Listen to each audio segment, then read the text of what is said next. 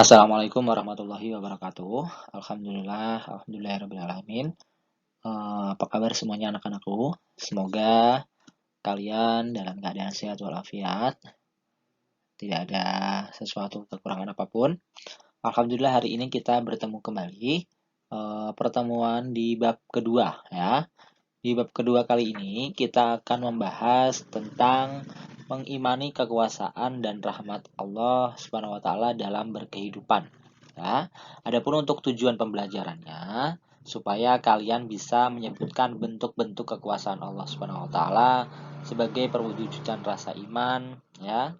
Kemudian kalian menghafal Quran surah As-Samas ayat 1 sampai 10, terus surah Ali Imran ayat 190 dan hadis riwayat Bukhari dari Abu Hurairah tentang kekuasaan dan rahmat Allah Subhanahu wa taala. Kemudian kalian juga diharapkan bisa menjelaskan isi kandungan surah As-Samas ayat 1 sampai 10 dan juga menjelaskan kandungan surah Ali Imran ayat 190 dan hadis riwayat Bukhari dari Abu Hurairah tentang kekuasaan dan rahmat Allah Subhanahu wa taala. Serta kalian bisa menunjukkan sikap perilaku sebagai bentuk-bentuk rasa keimanan terhadap kekuasaan dan rahmat Allah Subhanahu wa taala ya. Itu adalah tujuan pembelajaran di bab kedua ini tentang mengimani kekuasaan dan rahmat Allah Subhanahu wa taala dalam berkehidupan.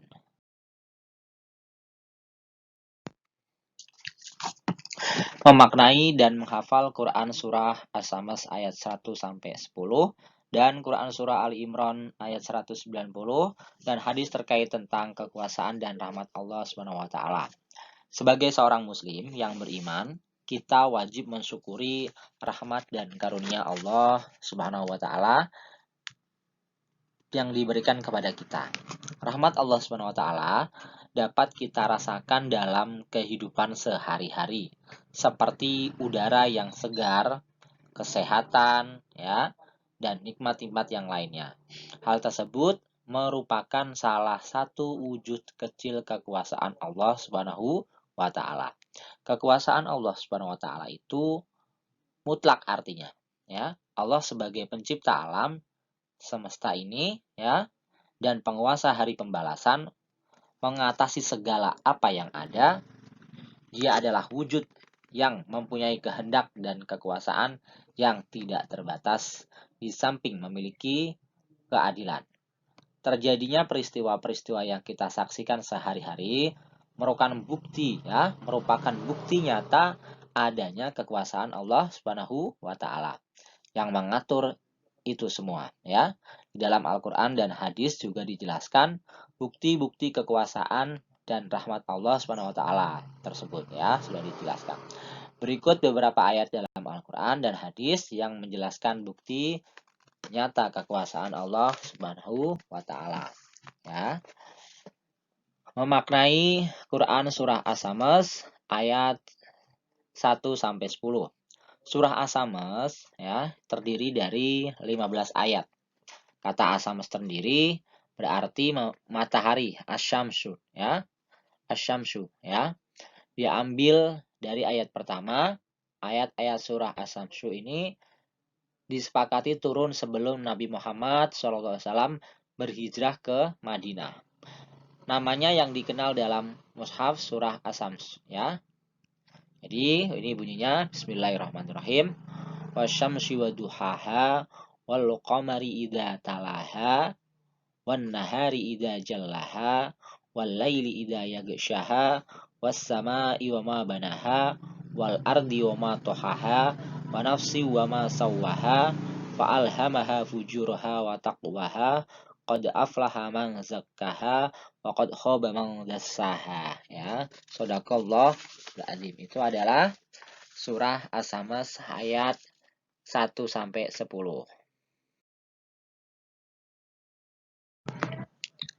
Isi kandungan surah As-Samsu ayat 1 sampai 10.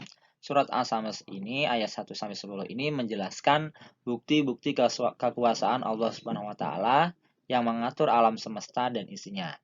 Kekuasaan Allah Subhanahu wa taala dapat kita rasakan sehari-hari seperti terciptanya siang dan malam, pergantian matahari dan bulan, dan masih banyak yang lainnya yang kita rasakan.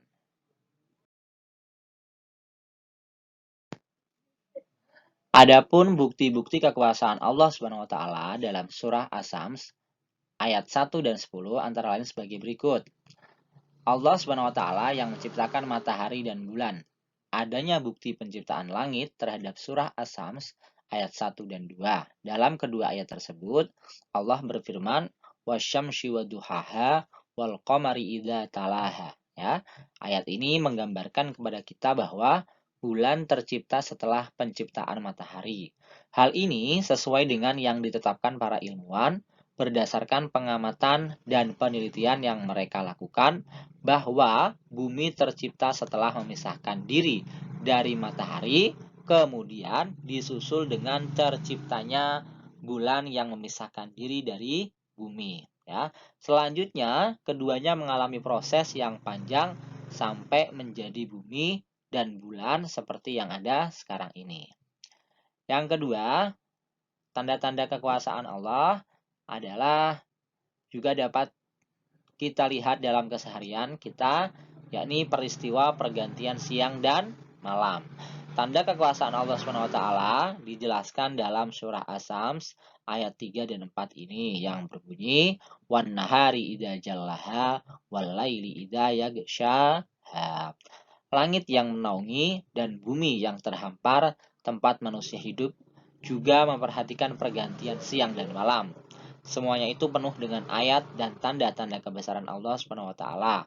Bergantinya siang dan malam secara teratur sepanjang tahun dapat kita rasakan langsung pengaruhnya pada tubuh kita dan cara berpikir kita. Karena apa? Karena pengaruh panas matahari, dinginnya malam, dan pengaruhnya yang ada pada dunia flora dan fauna merupakan tanda dan bukti yang menunjukkan keesaan Allah, kesempurnaan pengetahuan, dan kekuasaan Allah Subhanahu wa taala. Kandungan surah As-Sams ayat 7 dan 10. Allah Subhanahu wa taala yang menciptakan manusia dan memberi ilham, ya. Bentuk kekuasaan Allah Subhanahu wa taala yang lainnya dapat dilihat di dalam jiwa manusia yang semuanya menunjukkan bukti bahwa Allah Subhanahu wa taala lah yang menciptakan mereka. Pada surah As-Sams ayat 7 sampai 10 Allah berfirman, "Wa nafsi wa ma sawwaha fa'alhamaha fujuraha wa taqwaha qad aflaha man zakkaha wa qad khaba man dassaha." Ya, itu adalah surat As-Sams ayat 7 sampai 10. Pada ayat di atas ini dapat kita ketahui adanya jiwa dalam diri manusia merupakan tanda bukti kekuasaan Allah Subhanahu wa taala. Masing-masing sifat baik maupun jelek merupakan bukti kekuasaan Allah Subhanahu wa taala. Selain itu, di dalam jiwa terdapat tanda-tanda kekuasaan Allah Subhanahu wa taala yang menunjukkan bahwa di alam ini terdapat keajaiban-keajaiban yang membuktikan bahwa Allah Subhanahu wa taala memang benar-benar ada, ya. Selain itu, dalam ayat ini Allah juga menerangkan bahwa sesungguhnya Dia telah memberikan ilham kepada seluruh manusia agar mereka bisa memilih antara jalan yang fasik dan jalan yang lurus, yakni jalan bertakwa. Dan Allah Subhanahu wa taala berjanji, jika manusia itu menyucikan jiwanya ke jalan yang benar, maka Allah Subhanahu wa taala akan membalasnya dengan kenikmatan dan kebahagiaan. Itu janji Allah. Akan tetapi, jika manusia memilih jalan yang fasik, maka Allah pun akan membalasnya dengan siksaan yang sangat pedih, ya. Itulah janji Allah Subhanahu wa taala, itu pasti tidak akan pernah diingkari, ya.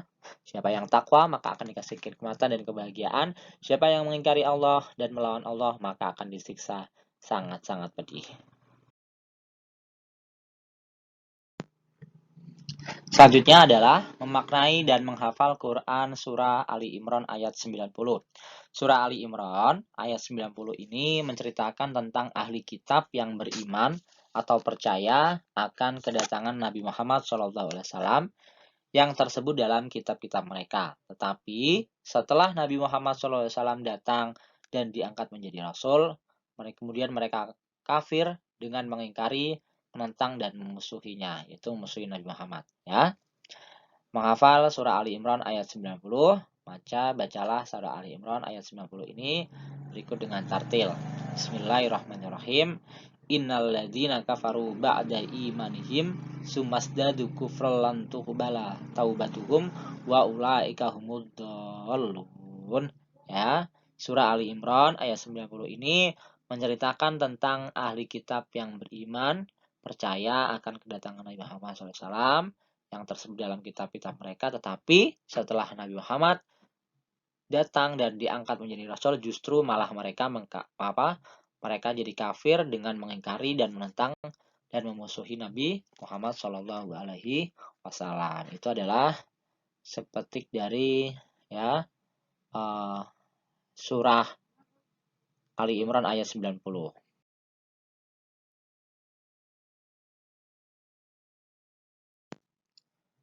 Adapun kandungan surah Ali Imran ayat 90, surah Ali Imran ayat 90 ini menjelaskan mengenai rahmat Allah SWT berupa keimanan. Adapun dalam ayat tersebut diceritakan bahwa sesungguhnya orang-orang yang kafir sesudah mereka beriman dan tetap bersikukuh di atas kekufuran sampai mati, maka taubat mereka saat kematian mendatangi mereka tidak akan diterima dan mereka adalah orang-orang yang tersesat jalannya dan salah dalam beragama. Dengan demikian, kita dapat mengambil hikmah bahwa nikmat terbesar yang Allah telah berikan kepada kita adalah nikmat keimanan dalam agama Islam. Orang yang beriman kepada Allah SWT akan selalu istiqomah dan berpegang teguh atas keyakinan kepada Allah SWT. Selalu taat dan menghindari segala bentuk kekafiran merupakan perilaku utama agar kita memperoleh kebahagiaan di dunia maupun di akhirat nanti. Itu adalah kandungan surah Ali Imran ayat 90.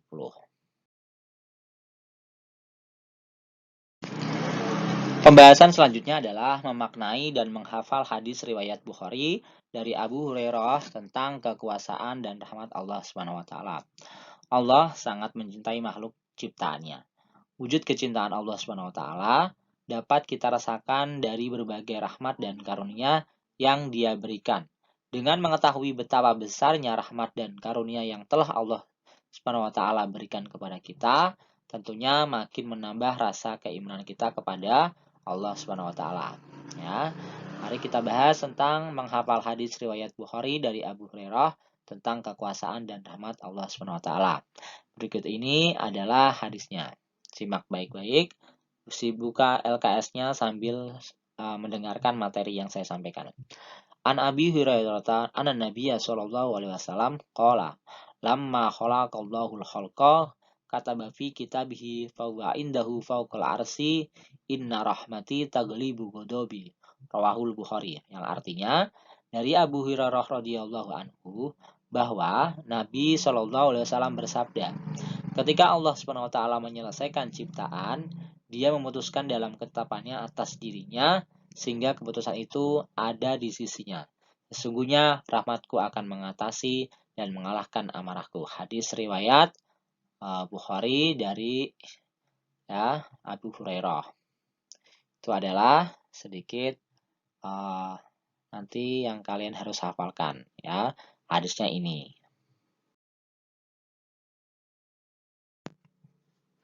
Adapun isi kandungan hadis tersebut yaitu adalah bentuk-bentuk kekuasaan dan kebesaran Allah SWT yang terkandung pada hadis ini adalah bahwa rahmat Allah SWT lebih dahulu daripada kemarahannya. Artinya apa?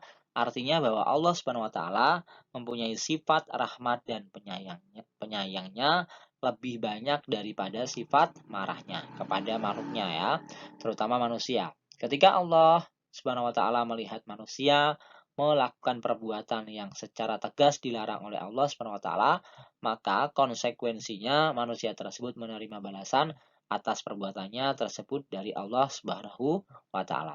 Namun, karena sifat rahmat dan penyayang Allah lebih dahulu daripada sifat marahnya, Allah Subhanahu wa taala tidak mengazab orang tersebut saat itu juga. Namun, Allah Subhanahu wa taala memberikan kesempatan kepada mereka untuk menyadari kesalahan yang mereka lakukan serta bertaubat dan meminta ampun kepadanya. Bahkan kesempatan itu diberikan Allah SWT bagi orang yang berdosa untuk bertobat sampai napas berada di tenggorokan atau ajal telah datang memanggilnya. Jadi, misalnya kalian melakukan dosa, ya, nggak langsung dibalas seketika itu juga, ya. Karena apa? Karena ya sifat kasih sayangnya Allah lebih besar daripada amarahnya. Kalau misalnya amarahnya lebih besar, langsung diazab kalian melakukan dosa seperti itu, ya. Ini karena sifat eh, kasih sayangnya Allah lebih besar, ya, daripada amarahnya, maka tidak langsung dibalas hari itu ketika eh, hambanya melakukan kesalahan, ya. Ini adalah kandungan hadis tersebut. Setelah kalian lancar menghafal ayat dalam Al-Quran dan hadis, serta mengetahui makna yang terkandung di dalamnya, kalian juga harus mengamalkan apa yang terkandung di dalamnya, ya, dalam kehidupan sehari-hari, ya. Adapun sikap perilaku yang dapat kita amalkan sesuai dengan isi kandungan Quran surah As-Sams ayat 1 sampai 10 dan surah Al-Imran ayat 90 serta hadis terkait mengenai kekuasaan dan rahmat Allah SWT antara lain adalah sebagai berikut. Pertama, sikap perilaku yang sesuai dengan kandungan surah As-Sams ayat 1 sampai 10. Seperti yang telah dijelaskan sebelumnya bahwa kandungan surah As-Sams ini menjelaskan mengenai tanda-tanda kekuasaan Allah SWT yang menciptakan alam semesta seisinya. Manusia patut mengimani adanya Allah SWT setelah mengetahui tanda-tanda kekuasaan Allah Subhanahu wa taala tersebut. Adapun sikap perilaku yang sesuai dengan isi kandungan surah As-Sams ayat 1 sampai 10 antara lain adalah sebagai berikut. Pertama adalah selalu mensyukuri nikmat yang Allah berikan, ya. Setelah mengetahui tanda-tanda kekuasaan dan rahmat Allah Subhanahu wa taala, orang yang beriman akan selalu bersyukur atas nikmat yang telah Allah Subhanahu wa taala berikan. Pada surah As-Sams ini juga telah dijelaskan bahwa Allah SWT menciptakan manusia disertai ilham agar manusia berpikir. Sikap syukur tersebut dapat kita lakukan dengan bersemangat menuntut ilmu. Senantiasa mengucap hamdalah ketika diberi kesehatan dan kenikmatan dan juga lain-lain. Harus bersyukur, ya. Yang kedua adalah senantiasa taat dan menjalankan ibadah kepada Allah SWT. Tanda kebesaran Allah SWT yang dijelaskan dalam surah As-Sams adalah terjadinya siang dan malam. Hal ini menandakan bahwa Allah SWT lah yang mengatur perputaran bumi, bulan, dan matahari. Wujud rasa iman akan tanda-tanda kekuasaan Allah SWT tersebut dapat kita wujudkan dengan taat menjalankan ibadah kepadanya, seperti mendirikan sholat, ya, sholat duha, sholat 5 waktu, berpuasa, zakat, sedekah, dan lain-lain, ya. Selalu berzikir dan memohon ampunan kepada Allah Subhanahu wa taala. Pada surah As-Sams ini juga dijelaskan mengenai penyucian jiwa. Kesucian jiwa ini harus terus kita rawat dan jaga dan pelihara dari kekotoran, tentunya dengan ketakwaan yang kualitasnya terus kita tingkatkan. Bentuk penyucian jiwa yang dapat kita lakukan adalah dengan memperbanyak zikir dan berdoa memohon ampun kepada Allah Subhanahu wa taala. Contohnya apa? Baca istighfar, banyak-banyakin baca istighfar, ya. Lalu yang keempat adalah selalu berusaha dan bertawakal kepada Allah Subhanahu wa taala. Orang yang mengetahui serta meyakini kekuasaan Allah dan rahmatnya, ia akan merasa kecil dan selalu kurang apabila ia membandingkan dengan kekuasaan dan rahmat yang diberikan Allah Subhanahu wa taala padanya, ya. Orang yang memiliki sikap semacam ini akan selalu bersikap tawadhu dan menghindari sifat sombong. Karena apa? Karena sejatinya kesombongan akan mendatangkan murka dari Allah Subhanahu wa taala. Orang yang yakin dengan kekuasaan Allah Subhanahu wa taala akan selalu pasrah dalam hidupnya. Ia akan selalu berbuat kebaikan dan tidak takut dengan siapapun dan oleh apapun dalam menegakkan kebenaran, ya. Yang terakhir adalah tidak mudah putus asa dan selalu berprasangka baik kepada Allah Subhanahu wa taala. Orang yang yakin akan rahmat dan kekuasaan Allah tidak akan mudah putus asa karena ia yakin akan rahmat dan kebijaksanaan Allah Subhanahu wa taala dalam mengatur semua makhluk ciptaannya. Orang yang tidak meyakini kekuasaan dan rahmat Allah SWT, ia akan menjadikan harta sebagai tujuan hidupnya, sehingga mereka melalaikan kehidupan nanti di akhirat yang lebih kekal. Hati-hati ya. Itu adalah sikap perilaku yang sesuai dengan kandungan surah As-Sams ayat 1-10. Selanjutnya adalah sikap perilaku yang sesuai dengan kandungan surah Ali Imran ayat 90. Pertama adalah istiqomah dalam menjalankan perintah Allah SWT dan menghindari segala hal yang menjadi larangannya. Yang kedua, selalu bersyukur kepada Allah SWT. Yang ketiga, tidak menutup diri atas nasihat dan masukan dari orang lain. Yang keempat, meningkatkan keimanan dan ketakwaan kepada Allah SWT. Kemudian selalu berdoa dan memohon ampunan kepada Allah SWT setiap waktu. Yang terakhir, tidak mengingkari dan sombong atas nikmat yang diberikan Allah Subhanahu wa taala. Itu adalah beberapa sikap perilaku yang sesuai dengan kandungan surah Ali Imran ayat 90. Selanjutnya adalah sikap perilaku yang sesuai dengan kandungan hadis Abu Hurairah. Pada hadis Abu Hurairah tentang kekuasaan dan rahmat Allah SWT, dijelaskan bahwa Allah SWT sangat mencintai makhluknya. Kasih sayang Allah SWT kepada makhluk ciptaannya lebih banyak dibanding amarahnya.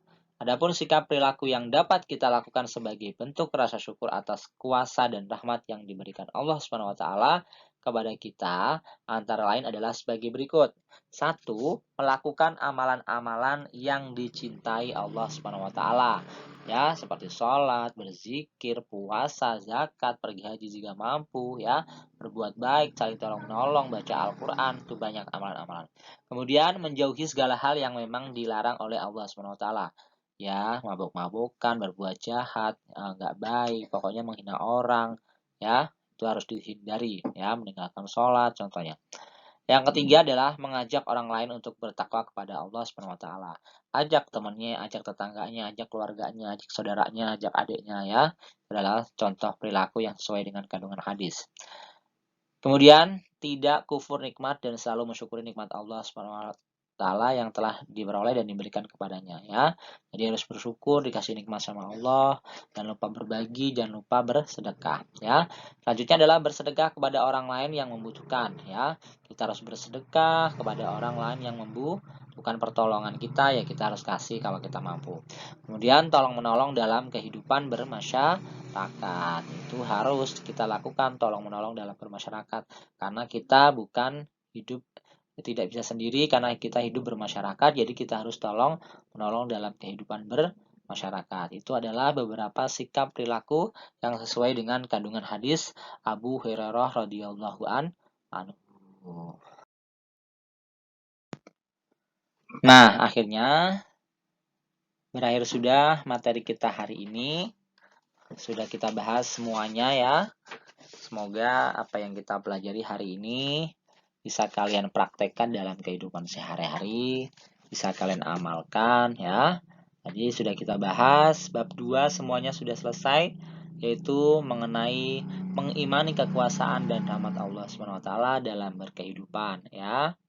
Sudah kita bahas tentang hadisnya, ya, tentang surah As-Sams ayat 1-10, surah Al-Imran ayat 190, dan juga hadis yang diriwayatkan oleh Abu Hurairah tentang fenomena sosial dan alam sebagai bukti kekuasaan Allah Subhanahu wa taala. Semoga apa yang kita bahas hari ini dapat bermanfaat dan bisa kalian amalkan, kalian praktekkan dalam kehidupan sehari-hari, ya.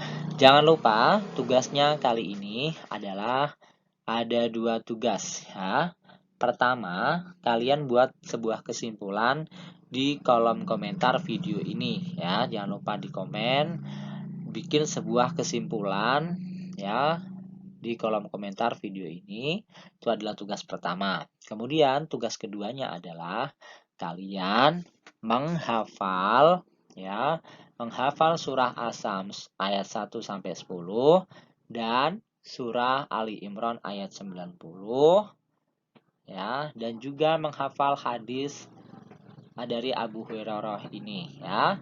Jadi kemudian bikin sebuah video, kemudian upload di KI 4. Ingat, kalian harus menghafal surah Ali Imran ayat 990, Quran surah Asams ayat 1 sampai 10, dan juga menghafal hadisnya ya. Harus diupload ke KI 4 ya.